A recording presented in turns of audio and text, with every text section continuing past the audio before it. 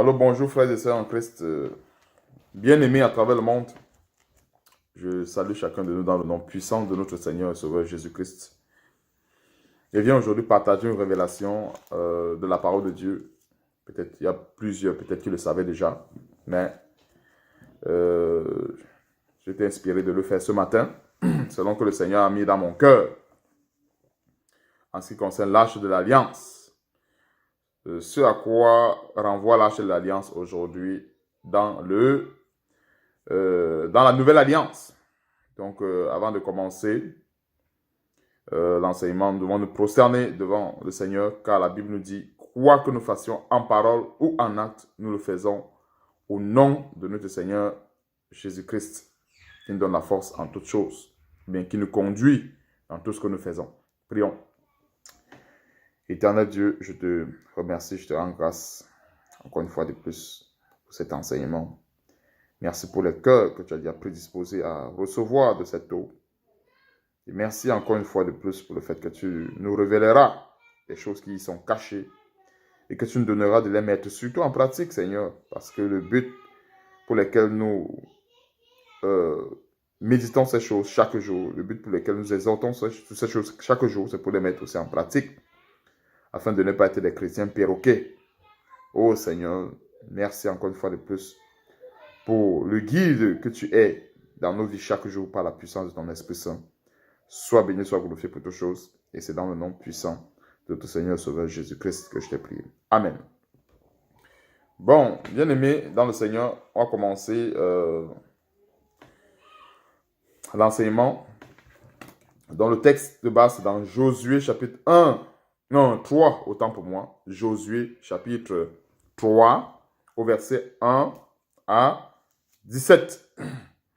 Donc, je vais faire l'effort de résumer certains endroits essentiels pour que ça ne soit pas, la vidéo ne soit pas volumineuse, qu'on puisse comprendre l'essentiel de l'enseignement, qu'on puisse comprendre des points, on va dire des points essentiels, des points qui nous édifient rapidement et que nous puissions aussi mettre cela en pratique parce que c'est ça l'objectif de l'enseignement. Ce n'est pas pour qu'on se bourre l'intelligence avec la parole, non.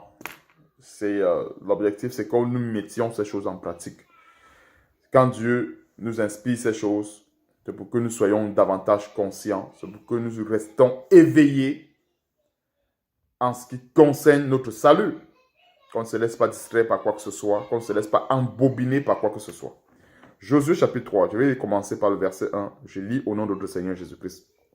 Josué s'étant levé de bon matin, partis de Sittim avec tous les enfants d'Israël, ils arrivaient au Jourdain et là ils passaient la nuit avant de le traverser. Verset 2. Au bout de 3 jours, les officiers parcoururent le camp. Verset 3. Et donnèrent cet ordre au peuple: lorsque vous verrez l'arche de l'alliance de l'Éternel, votre Dieu, portée par les sacrificateurs, les Lévites, vous partirez du lieu où vous êtes et vous vous mettrez en marche après elle. Voilà là où les choses intéressantes commencent. Donc, l'arche de l'alliance devait être portée par qui? Pas par le peuple, mais par les sacrificateurs. Alors, les sacrificateurs étaient ces gens-là qui avaient été consacrés pour le service de Dieu dans le sacerdoce. Et dans l'ancienne alliance, c'était les Lévites. C'était l'une des raisons pour lesquelles ils étaient oints. Il y avait les sacrificateurs et il y avait les rois qui étaient oints de la corne d'huile. Pour les prophètes, Dieu les avait déjà oints depuis le ventre de leur mère, comme le Dieu Jérémie. Maintenant, c'était donc ces gens qui étaient habilités à porter l'arche de l'alliance. Et ce que nous devons comprendre, c'est que le peuple devait marcher après, pas avant. Pourquoi est-ce que j'insiste sur les termes comme cela? C'est parce que la Bible nous demande de marcher selon le Saint-Esprit. Nous devons suivre le Saint-Esprit, les voies de l'Esprit. C'est-à-dire quoi? Quand nous regardons ces choses, la représentation directe de l'arche de l'Alliance aujourd'hui, dans le Nouveau Testament, dans la Nouvelle Alliance, c'est quoi? C'est le Saint-Esprit.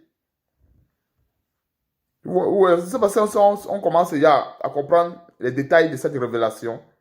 C'est que nous ne devons pas faire les choses par nous-mêmes. Nous devons toujours suivre les directives du Saint-Esprit avant de faire quoi que ce soit. C'est ce que nous voyons ici.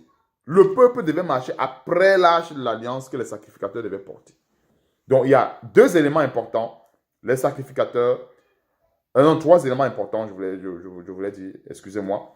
Les sacrificateurs, l'arche de l'alliance et le dernier élément à souligner, c'est que le peuple devait marcher après. Donc, c'est des éléments assez clés. Donc, on va continuer un peu plus tard. Je vais revenir sur un autre aspect des sacrificateurs un peu plus tard. On va un peu avancer dans les versets. Verset 4. Mais il y aura entre vous et elle une distance d'environ 2000 coudées. N'en approchez pas. Non, n'approchez pas. Il ne fallait pas que le peuple approche. C'est normal. Dans l'ancienne alliance, les choses n'étaient pas comme dans la nouvelle. Toute chose qui était sanctifiée était oint. Même les ustensiles, on oignait les ustensiles dans le temple. Tout était oint. C'était l'image de la sanctification, l'image de la pureté. Et tout ce qui était oint, il fallait faire attention.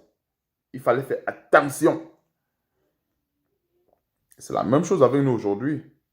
Si nous nous disons enfants de Dieu, oint par la puissance du Saint-Esprit, nous devons faire attention. Mais attention par rapport à quoi? Par rapport à tout ce qui peut corrompre l'Esprit de Dieu en nous. Quand Dieu fait la défense express, il dit au peuple de laisser une distance d'environ 2000 coudées. Parce que Dieu ne blague pas avec les choses qui sont saintes. Même avec Moïse, il a dit au peuple, il a fait la défense express au peuple de ne pas s'approcher de la montagne, ni de toucher les rebords de la montagne, de peur qu'il devait mourir. C'est normal. Quelque chose d'impur qui rencontre quelque chose de très pur, de très saint, c'est la mort qui s'ensuit. Pourquoi c'est la mort qui s'ensuit? Parce que la chose qui est impure est automatiquement jugée par celle qui est très sainte ou très pure. Elle est automatiquement jugée et c'est la mort. Maintenant, si Dieu veut préserver son peuple de la mort, il va dire, n'allez pas toucher à cette chose-là. Parce que vous n'avez rien de pur ou bien rien de saint en vous pour pouvoir le faire. Ça, c'est l'ancien. Je précise bien encore. Il ne faut pas qu'on mélange les contextes. Je suis dans le contexte ancienne alliance. Dans l'ancienne alliance, il n'y avait que les sacrificateurs. Je précise encore, les rois qui étaient oints d'une corne d'huile physique.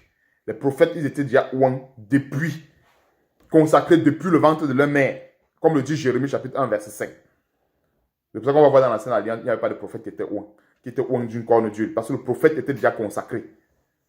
Depuis, et c'est Dieu qui l'a fait ainsi. C'est des choses qu'on ne va pas se mettre à ressasser là-dessus. Dieu a voulu que cela soit ainsi. Mais de toutes les façons, ce qu'on doit retenir ici, c'est que il devait avoir une bonne distance d'environ 2000 coudées avec l'arche de l'alliance, qui est aujourd'hui la représentation du Saint-Esprit, qui est aujourd'hui la symbolisation, qui représente en fait le Saint-Esprit aujourd'hui que nous avons. Donc, elle vous montrera le chemin que vous devez suivre, car vous n'avez point encore passé ce chemin. Josué dit au peuple, sanctifiez-vous. Pourquoi est-ce que le peuple devait se sanctifier? Parce que le peuple devait justement se sanctifier pour être capable de suivre l'arche, mais de marcher après l'arche. Aujourd'hui, dans le Nouveau Testament, dans la Nouvelle Alliance, on nous donnera la même instruction. Si on veut suivre les directives du Saint-Esprit, qu'est-ce qu'il faut faire? Se sanctifier. Parce que l'arche de l'Alliance aujourd'hui, c'est quoi? C'est le Saint-Esprit.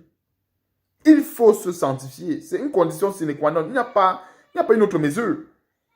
Le chrétien qui ne se sanctifie pas ne peut pas marcher selon les directives du Saint-Esprit. C'est impossible.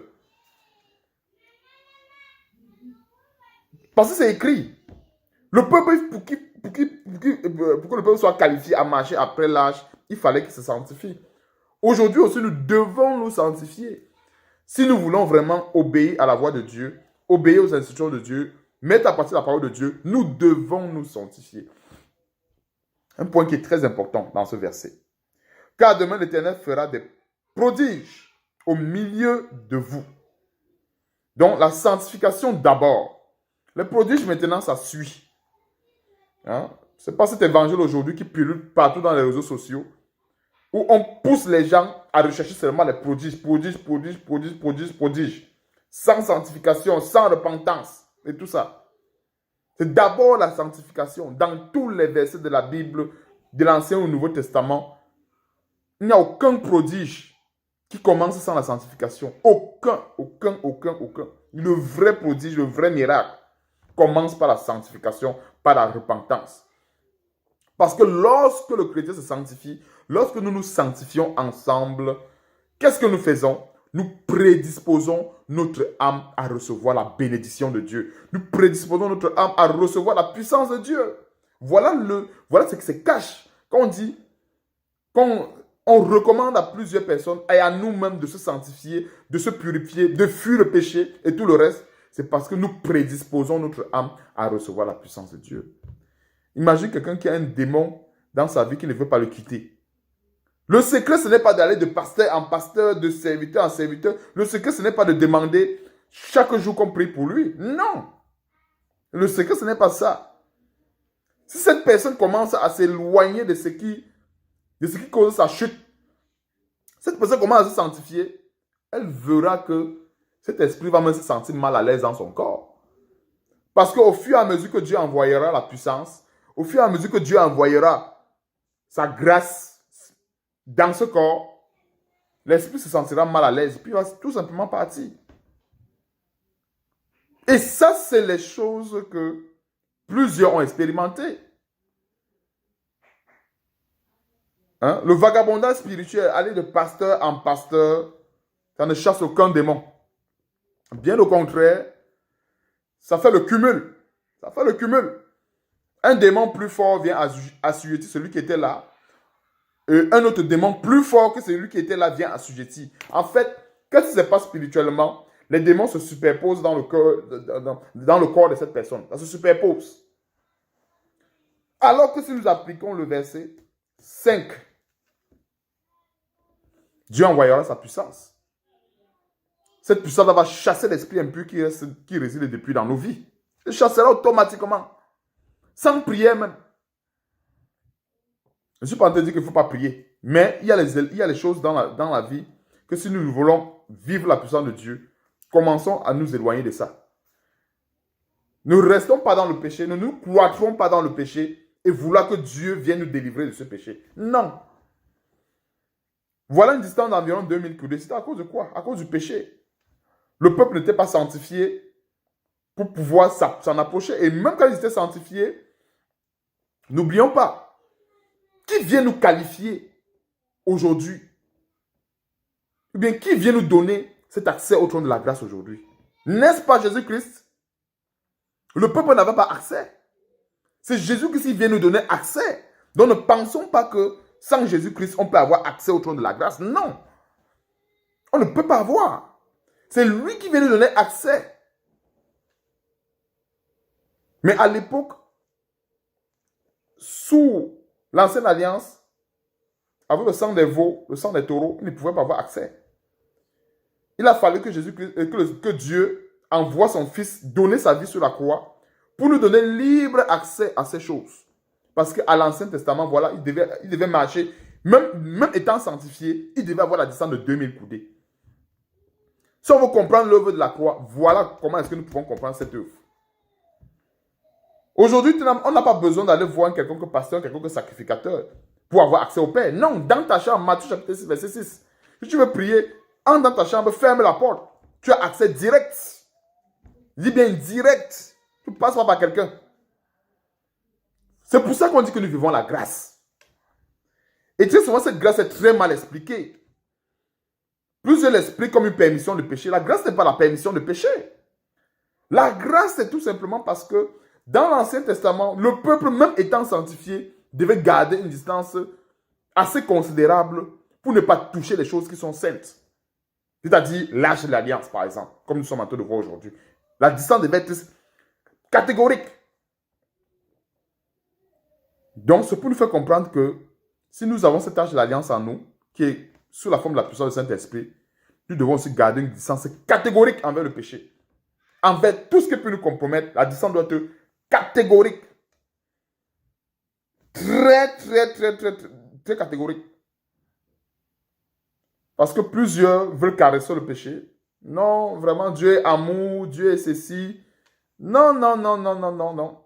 Il y avait une distance d'environ 2000 coudées. Cette distance-là, ça doit nous parler aujourd'hui.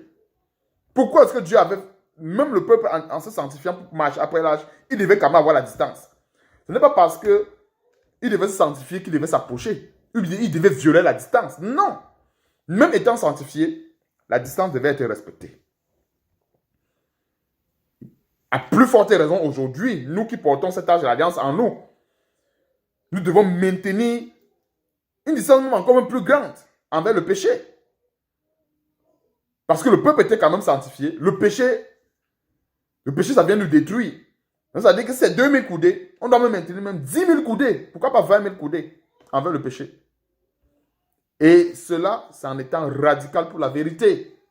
On ne doit pas tolérer le péché à côté de nous. C'est pas comment ça comprend certaines révélations par rapport à des révélations qui sont attachées à l'arche de l'alliance. Verset 6. Josué dit au sacrificateur, portez l'arche de l'alliance et passez devant le peuple. Il portait l'arche de l'alliance et il marchait devant le peuple. Alors, aujourd'hui, qui est sacrificateur? Qui est sacrificateur? Est-ce un pasteur qui a un soi-disant ministère, qui a une église, qui a suivi les cours théologiques, on lui a donné un diplôme, ou qui met des toges, qui met des chapeaux et tout ça? Est-ce ça être sacrificateur? Est-ce que c'est revêtir des vêtements soi-disant sacerdotaux qui fait des gens des sacrificateurs? On va aller dans Apocalypse chapitre 1 verset 6. Rapidement. Apocalypse chapitre 1 verset 6.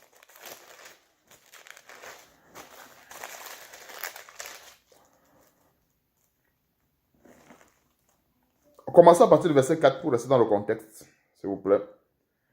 Apocalypse chapitre 1 verset 4 à 6. Jean aux 7 églises qui sont en Asie, que la grâce et la paix vous soient données de la part de celui qui est, qui était et qui vient, de la part des 7 esprits qui sont devant son trône, et de la part de Jésus-Christ, le témoin fidèle, le premier-né des morts et le prince des rois de la terre, à celui qui nous aime, qui nous a délivrés de nos péchés, c'est-à-dire Jésus-Christ, par son sang, et qui a fait de nous un royaume des sacrificateurs pour Dieu son Père. À lui soit la gloire et la puissance au siècle des siècles. Amen. C'est assez clair.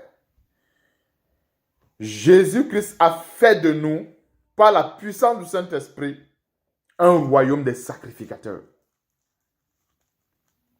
Ça veut dire que, mon frère, tous ceux qui ont reçu la parole de Dieu, tous ceux qui ont reçu la puissance du Saint-Esprit, qui sont repentis, qui ont reçu le baptême d'eau, qui sont passés par les eaux du baptême et qui ont été baptisés par la puissance du Saint-Esprit et ont reçu les dons, sont des sacrificateurs.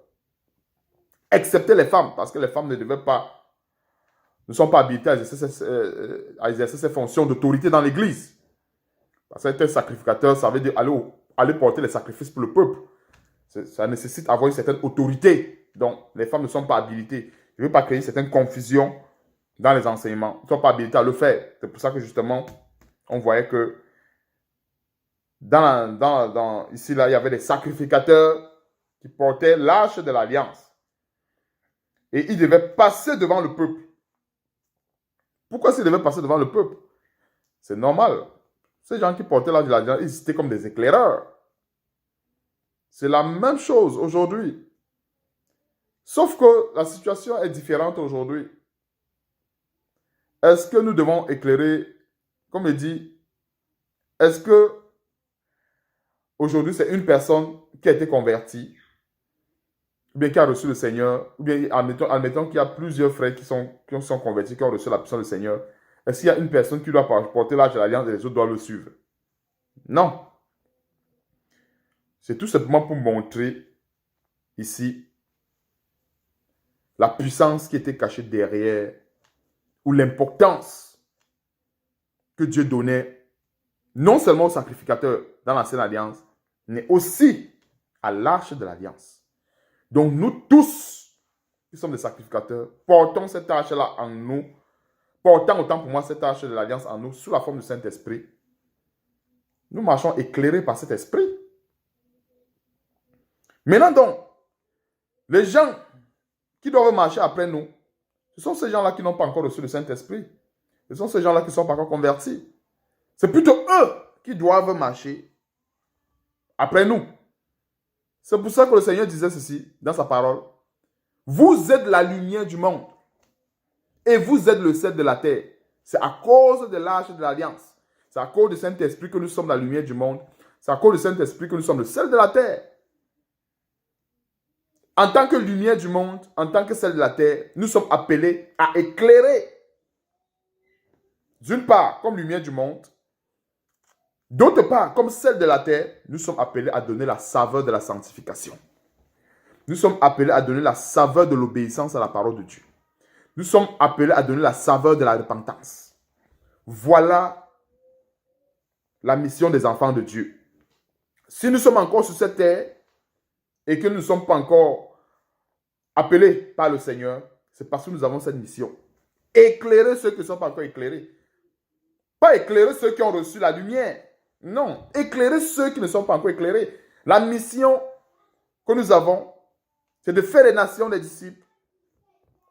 Comme le Seigneur l'avait dit à ses disciples en partant, en les baptisant au nom du Père, du Fils et du Saint-Esprit, afin que ces derniers reçoivent le don du Saint-Esprit.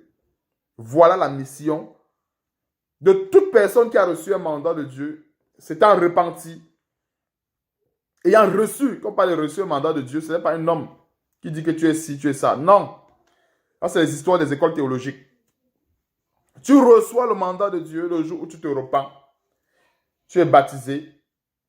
Et tu as la puissance du Seigneur qui tombe dans ta vie, qui tombe en toi et te donne des dons pour pouvoir exercer en tant que sacrificateur. Maintenant, sacrificateur de qui? Des hommes? Non. Sacrificateur pour Dieu. C'est ça la différence. Plusieurs se disent sacrificateurs, mais en fait, ils sont sacrificateurs des hommes. Sacrificateur pour Dieu. Il y a des versets. Apocalypse chapitre 1, verset 6 est assez précis. Il y a une précision. Il ne faut pas enlever cette précision. Nous sommes des sacrificateurs pour Dieu, pas pour les hommes. Sacrificateurs, pourquoi? Parce que nous sacrifions tout ce que nous avons, nos vies, nos péchés et tout le reste devant le trône de la grâce. C'est ça, sacrificateur. Pas sacrificateur parce qu'on est devant, on balance les prophéties de gauche à droite, on balance les prophéties de gauche à droite, on tord la parole de Dieu. On n'est pas sacrificateur pour ça. On est sacrificateur non seulement pour sacrifier notre vie, sacrifier notre être, sacrifier tous nos péchés, tous nos fardeaux devant le Seigneur, afin que les autres copient ce modèle. Voilà pourquoi est-ce que nous sommes tous des sacrificateurs. Et chacun qui a reçu un quelconque don de sa part le met à profit pour l'édification de l'Église. Je vais faire la parenthèse à ce niveau. Et Josué dit aux sacrificateurs, portez l'arche de l'alliance et passez devant le peuple. Ils portaient l'arche de l'alliance et ils marchaient devant le peuple. Vous voyez un peu. Aujourd'hui, il ne s'agit pas d'un pasteur de marcher devant les autres frères et sœurs. Non, ce n'est pas ça. Il ne faut pas que ça sème la confusion.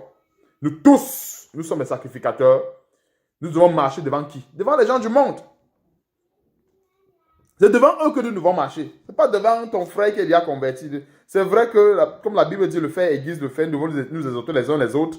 Être aussi, quelque part, un modèle en parole et en acte. Mais en fait, ceux devant qui nous devons marcher, c'est devant ceux qui ne sont pas encore convertis. Parce que toute personne qui a reçu le Saint-Esprit doit être dépendant, je précise encore bien, dépendant de Jésus-Christ et non d'un homme. Mais maintenant donc, entre nous, en fait, Dieu a bien prévu qu'on puisse s'aiguiser les uns les autres, on puisse s'exhorter les uns les autres. On puisse peut-être se reprendre les uns les autres avec douceur, le cas échéant, s'il y a une erreur, s'il y a ci, afin que chacun veille les uns sur les autres. Voilà les fonctions qu'il y a entre les sacrificateurs, entre eux. Il n'y a pas un sacrificateur qui est devant et l'autre sacrificateur est derrière. Non. Tous les sacrificateurs sont devant. Et aujourd'hui, comme je précise bien, à la nouvelle alliance, tous les sacrificateurs sont devant. Et tous ceux qui n'ont pas reçu cette arche de l'alliance, ou ceux qui ne sont pas encore convertis, sont derrière pour nous observer. Et c'est pour cela que, d'autant plus que le temps approche, les chrétiens doivent se faire violence dans ce sens, à donner le véritable modèle de la parole de Christ. Donc, là c'est le verset 6. Je vais sauter un peu parce que c'est assez long. On va prendre le verset, mais pour l'édification de ceux qui vont suivre la vidéo, ils peuvent lire, parcourir tout le chapitre. Parce que je vais justement passer à l'essentiel pour qu'on comprenne vraiment le but du message. Verset 9, Josué dit aux enfants d'Israël, approchez et écoutez les paroles de l'Éternel votre Dieu. Josué dit, à ceci vous reconnaîtrez que le Dieu vivant est au milieu de vous, et il chassera devant vous les Cananéens, les Essiens, les Éviens, les Phérésiens, les Girgasien, les Amoréens et les Jébusiens. Verset 11. Voici l'arche de l'alliance du Seigneur de toute la terre va passer devant vous dans le Jourdain. Maintenant, verset 11, verset 12. Maintenant, prenez 12 hommes parmi les tribus d'Israël, un homme de chaque tribu. Donc, qu'est-ce que nous voyons au verset 10? Tu vois, devant la promesse que le peuple en ayant respecté cette instruction, c'est-à-dire 12 000, une distance d'environ 2000 coudées, et en s'étant sanctifiés, les sacrificateurs étant devant en train de porter l'arche de l'alliance, voilà, Dieu devait chasser devant eux les Cananéens, les Girgasins. Qui sont les Cananéens aujourd'hui? Les Cananéens, c'est tout ce qui est étranger à notre foi.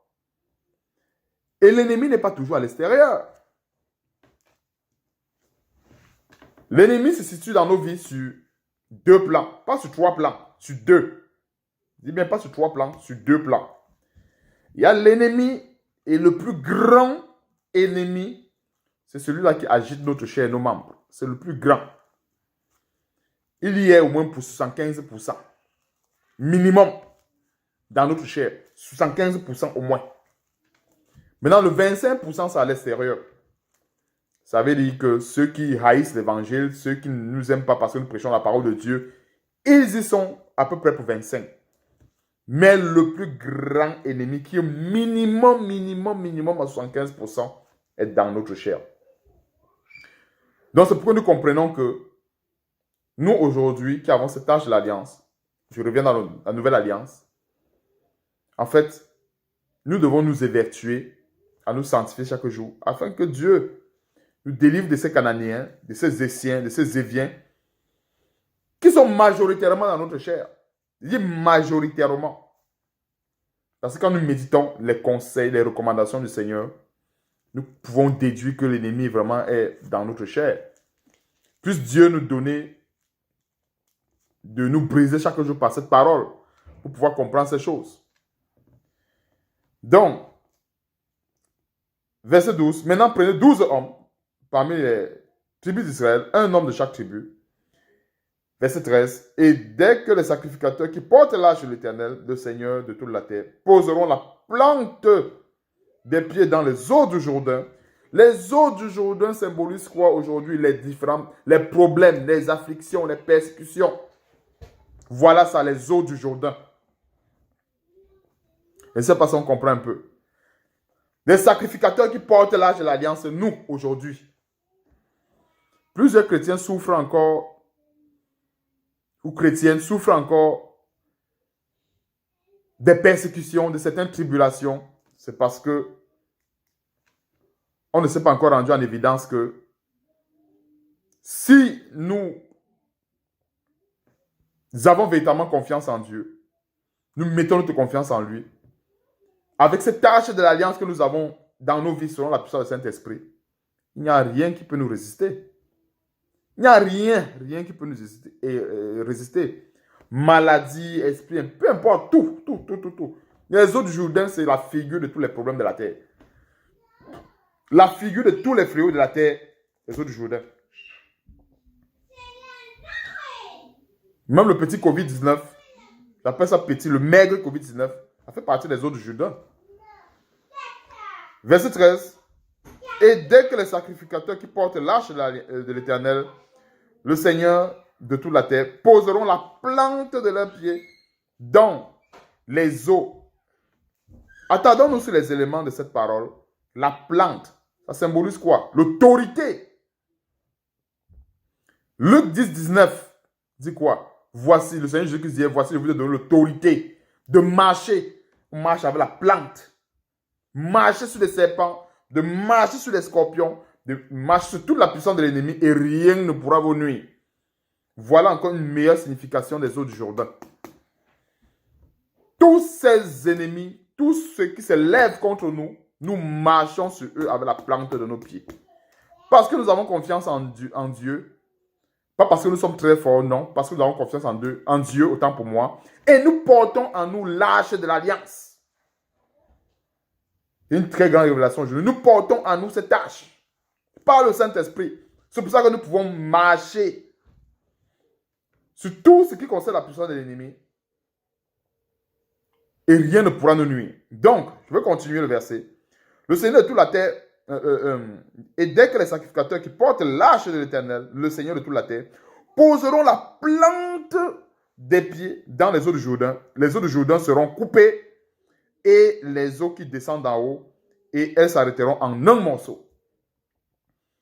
Dans ce verset, il y a l'autorité. L'autorité sur quoi? Sur tout esprit impur. L'autorité sur quoi? Sur tous nos problèmes, sur toutes nos situations. L'autorité sur quoi? Sur toute forme de persécution, sur toute maladie. L'autorité sur quoi? Sur tout esprit impur. Voilà l'autorité qui se cache dans ce verset. En lien avec Luc 10, 19, le Seigneur dit, je vous ai donné l'autorité de marcher sur les scorpions, sur les serpents, sur toute la puissance de l'ennemi et rien ne pourra vous nuire.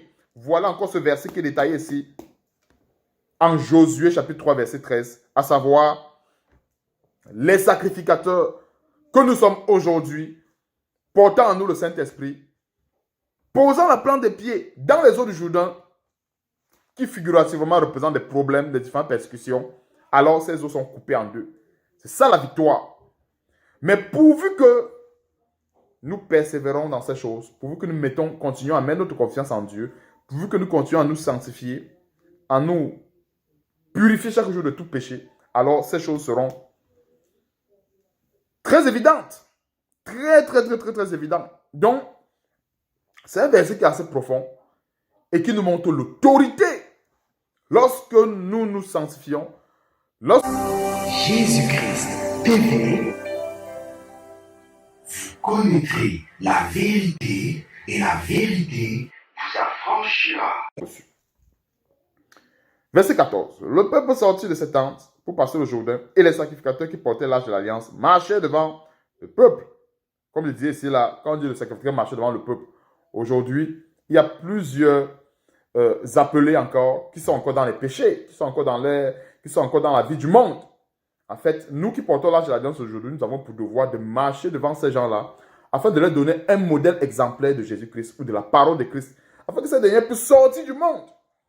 Nous ne marchons pas devant un autre chrétien. Non, ça c'est mal compris. C'est-à-dire que ce n'est pas un chrétien sacrificateur qui marche devant un autre sacrificateur. Non. Nous marchons plutôt devant ces appelés-là que Dieu a appelés en grand nombre dans le monde, qui sont encore séduits. Nous marchons devant eux en leur montrant le modèle de la parole de Christ. Je fais ma parenthèse là-dessus. Verset 15. J'étais au verset 14. Le peuple sortit de ses tentes pour passer le Jourdain et les sacrificateurs qui portaient l'arche de l'alliance marchaient devant le peuple. Verset 15. Quand les sacrificateurs qui portaient l'arche furent arrivés au Jourdain et que leurs pieds se furent mouillés au bord de l'eau, le Jourdain regorge par-dessus toutes ses rives tout le temps de la moisson. Les eaux qui descendent d'en haut s'arrêtaient et se levaient en un monceau à une très grande distance près de la ville d'Adam, qui est à côté de Sartan, et celle qui descendait vers la mer de la plaine. La mer Salée fut complètement coupée. Le peuple passa vis-à-vis de Jéricho. Verset 17. Les sacrificateurs qui portaient l'arche de l'alliance s'arrêtèrent de pied ferme sur le sec, au milieu du Jourdain, pendant que tout Israël passait à sec, jusqu'à ce que la nation eût achevé de passer le Jourdain. Voilà en fait la vie que nous sommes appelés à mener en tant que chrétiens. Nous ne sommes pas appelés à mener une vie de gémissement. Nous sommes appelés à mener une vie de gémissement. Et il y a un détail. Je vais nous faire remarquer dans le verset 15. Quand les sacrificateurs qui portaient l'arche furent arrivés au Jourdain et que leurs pieds furent mouillés. C'est quoi la signification de furent mouillés? Ce n'est pas parce que nous portons l'arche de l'alliance aujourd'hui qu'on ne doit pas faire face aux difficultés. Ce n'est pas ça. Ce n'est pas ça. On porte cela, c'est pour que nous mettions notre foi en Christ et que lorsque cette situation arrive, on ne désespère pas. C'est ça la signification de fût mouillé. En fût mouillé, Dieu pouvait faire qu'avant qu'il n'arrive, l'eau ne touche même pas leurs pieds. Dieu pouvait faire que dès qu'ils sont encore à la rive, l'eau se sépare en deux et puis ils passent sans que l'eau ne touche les pieds. Mais dans le fût mouillé, parce que l'eau a touché leurs pieds et après il y a eu séparation. Donc c'est pour dire que Dieu permettra que certaines situations nous arrivent pour que sa gloire éclate par la suite. C'est ça la signification de fût mouillé. Alors, pendant que un chrétien traverse une situation et qui commence à subir des persécutions, il veut souvent se décourager. Non! Souvent, la délivrance est même devant. C'est ça la signification de fût mouillé. Il n'est pas écrit que l'eau n'avait pas touché les pieds. L'eau avait touché les pieds.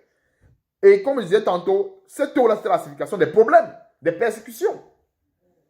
C'est pour dire que les persécutions qui vont souvent nous atteindre ne seront pas pour nous une occasion de fuir. Non!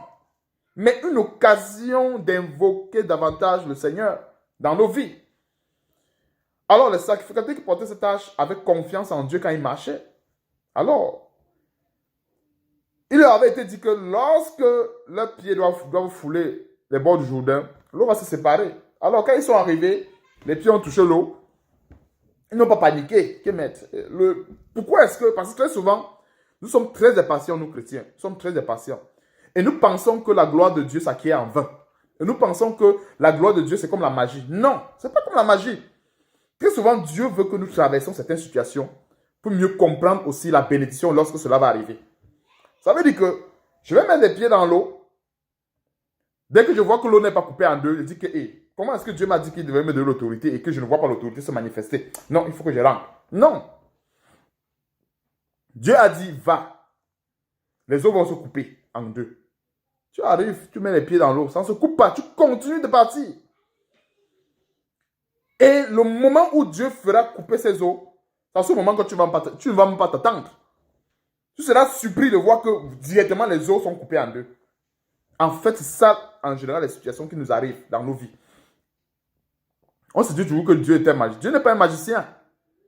Et c'est pour ça que je suis rentré dans le détail de fût mouillé. Il y a une grande révélation qui se cache dans fût mouillé. Dieu pouvait faire que l'eau ne touche pas leurs pieds. Mais pourquoi est-ce que Dieu a voulu que l'eau touche leurs pieds? Parce que Dieu aujourd'hui peut permettre que certaines situations nous arrivent. Pas parce qu'on a péché, ou même pas parce que nous déplaisons nous faisons les choses qui lui déplaisent. Non! Parce que quelque part, il veut faire éclater sa gloire. C'est pour ça qu'il va permettre que le pied du chrétien soit mouillé par la calomnie, les pieds du chrétien soient mouillés par la disette un peu, pour un petit temps, que les pieds du chrétien soient mouillés par la persécution, les pieds du chrétien soient mouillés par les injures. Il permettra cela à un moment donné. Mais est-ce qu'il faut se décourager parce qu'on se moque de toi? Est-ce qu'il faut se décourager parce qu'on te regarde comme un sujet de raillerie? Tu deviens ridicule devant les gens. Tu deviens fou. Tu deviens folle pour le Seigneur. Non. Continue dans cette voie. Alors le Seigneur lui-même va opérer les miracles en séparant les eaux du Jourdain. Parce que beaucoup de chrétiens veulent toujours voir le miracle comme du tic au tac. Non. Est-ce que Dieu ne peut pas faire des miracles de tic au tac? Ce n'est pas ce que je suis en train de dire. Mais pendant que nous sommes dans la parole de Dieu et que nous percevons dans cette parole, ne cherchons pas à recevoir les miracles de Dieu comme du tic au tac. Ça peut arriver de tic au tac, je ne dis pas non. Mais pendant que tu te sanctifies, pendant que tu persévères, il peut arriver que tu endures certaines difficultés, que lorsque tu pries pour cela, ça ne part pas. Mais est-ce qu'il faut se décourager? Est-ce qu'il faut retourner en arrière? Non, tu continues. Continue, tes pieds vont se mouiller pour un petit temps, mais après, les eaux vont se séparer. Et c'est alors là où, justement, Dieu va se glorifier dans ta vie. Donc, voilà le petit message que j'ai voulu qu'on partage là-dessus. Et nous voyons que les pieds de ces sacrificateurs s'étaient arrêtés sur le sec. Tu vois, on parle des pieds mouillés et après sur le sec. C'est symbole de victoire. Tous ces éléments, c'est pour nous édifier encore et encore sur la vie chrétienne. N'attendons pas toujours d'avoir les pieds secs à tout moment. C'est faux. C'est pas parce que Dieu a dit que je vais te donner l'autorité que tu vas t'attendre toujours à avoir les pieds secs. Non, à un moment donné, il faut que tu te mouilles. Tu te mouilles pour comprendre. Le moment où Dieu va envoyer la bénédiction, il va envoyer la délivrance, tu comprendras mieux. Parce que si notre Dieu fonctionnait comme un magicien à tout bout de champ, on ne comprendrait pas à fond les bénédictions qu'il nous donne. Parce qu'on n'a jamais souffert. Et c'est pour ça que la Bible nous exhorte justement à persévérer. C'est-à-dire, les pieds vont être mouillés dans certaines situations, mais Dieu te dira, avance. Avance. J'ai dit que je veux couper les eaux du Jourdain là devant toi. Avance. Le diable va vouloir te faire comprendre que non, c'est parce que tu as péché. Tu as fait quelque chose qui n'est pas bien. C'est pour ça que les eaux ne sont pas recoupées. Non. Avance. C'est pour ça que j'ai souligné certains détails comme ça pour qu'on comprenne qu'il peut arriver qu'on soit dans certaines situations comme cela. Ce n'est pas parce que Dieu nous a rejetés. Non. Mais c'est parce que Dieu veut voir jusqu'à quel niveau la persévérance que nous avons pour son nom peut aller. Il veut voir. Il veut voir cela. Donc, frères et sœurs, soyons bénis par ces révélations que Dieu nous a données aujourd'hui. En ce qui concerne l'Arche de l'Alliance et certains détails qui tournent autour, y compris les sacrificateurs. Donc, dorénavant, un sacrificateur n'est pas celui-là qui a un ministère, qui a suivi des cours théologiques, qui s'habille avec les vêtements sacerdotaux, il met un peu des chapeaux sur la tête. Ce n'est pas lui le sacrificateur. Le sacrificateur, selon la Nouvelle Alliance, c'est tous ceux qui portent en eux l'Arche de l'Alliance sous la forme du Saint-Esprit. Voilà des sacrificateurs aujourd'hui.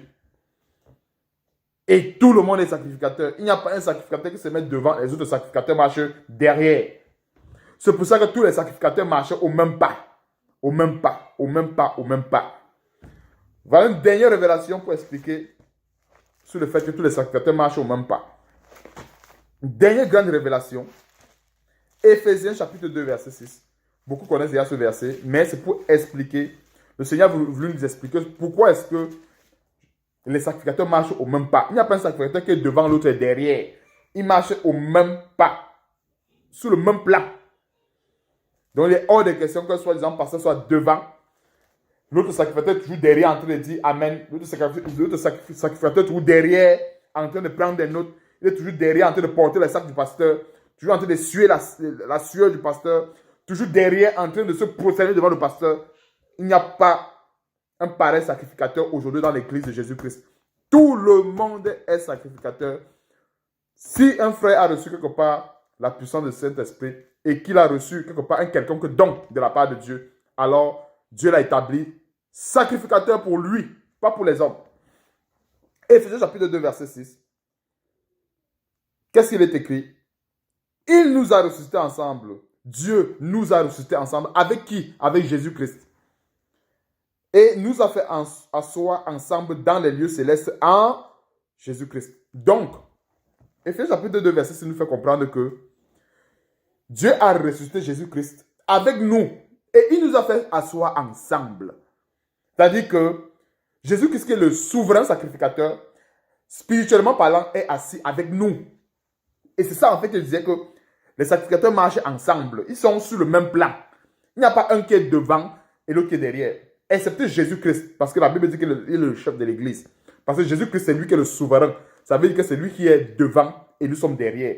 Mais tous les autres sacrificateurs qui ont reçu le Saint-Esprit sont tous sur le même plan. Maintenant, ceux qui doivent marcher après nous, ce sont ceux qui n'ont pas encore reçu le Saint-Esprit et que plus tard le Seigneur les appellera. Ce sont ces gens-là qui sont encore dans les ténèbres, qui marchent encore après nous. À ne pas confondre le fait qu'il faut perdre le troupeau de Dieu, à ne pas confondre le fait qu'il faut s'exhorter les uns les autres. Parce qu'on dit marcher après, se recevoir les instructions, dépendre d'eux. Il n'y a pas un frère qui dépend de l'autre. Nous tous, nous dépendons de qui? Du souverain sacrificateur qui est Jésus, et ça reste et ça demeure Jésus-Christ jusqu'à ce que, pour l'éternité, il n'y a pas un délai. C'est pour l'éternité. Il demeure sacrificateur à perpétuité. C'est ce que la Bible dit, selon l'ordre de Melchisedec. Ça ne changera plus. Jésus-Christ est sacrificateur à perpétuité, éternellement. Il est sacrificateur. Et c'est lui qui est devant nous. Donc, tout le reste des chrétiens sont tous au même plan. Et nous obéissons à la parole de Christ. Nous exhortons les uns les autres. Veillant les uns sur les autres. Ainsi de suite, ainsi de suite. Donc, que le Seigneur soit béni. Frères et sœurs, j'en ai terminé. D'après ce message que le Seigneur a mis dans mon cœur, de partager avec l'Église du Seigneur aujourd'hui, afin que nous soyons édifiés et que nous comprenions l'importance de garder une bonne distance envers toute situation qui peut nous compromettre, qui peut nous amener à être déchus des fonctions de sacrificateurs que nous exerçons pour Dieu. Donc nous devons garder cette distance. Si Dieu avait gardé cette distance envers le peuple d'antan, ce n'est pas nous qui allons caresser le péché aujourd'hui, qui allons caresser en fait tout ce qui peut nous compromettre. Donc frères et sœurs, que ceci serve à nous édifier, que ceci serve à nous booster, que ceci serve encore à activer, à réanimer, à nous donner encore davantage le zèle pour la parole du Seigneur Jésus-Christ. Donc, j'en ai terminé. Prions. Éternel Dieu, je te remercie, je te rends grâce au Seigneur Dieu de m'avoir donné, de partager ces révélations en ton nom, de nous donner aussi chaque jour, de mettre en application, Seigneur, parce que quand nous partageons ces choses, ce n'est pas pour qu'elles restent stériles dans notre intelligence, mais c'est pour qu'elles restent à l'état effervescent et que nous mettions en pratique ces choses chaque jour jusqu'à ce que tu viennes. Donne-nous, Seigneur Dieu, de renoncer chaque jour à nous-mêmes, de renoncer chaque jour au Seigneur Dieu à un quelconque fardeau qui puisse avoir dans nos vies et à te suivre jusqu'à ce que tu reviennes, établir toutes choses dans nos vies. Sois béni, sois glorifié pour toutes choses. Et surtout, c'est dans le nom puissant et merveilleux de notre Seigneur Sauveur Jésus-Christ que je t'ai prié. Amen. Ok, à une prochaine vidéo. Bye bye. Jésus-Christ TV. Vous connaîtrez la vérité et la vérité vous affranchira.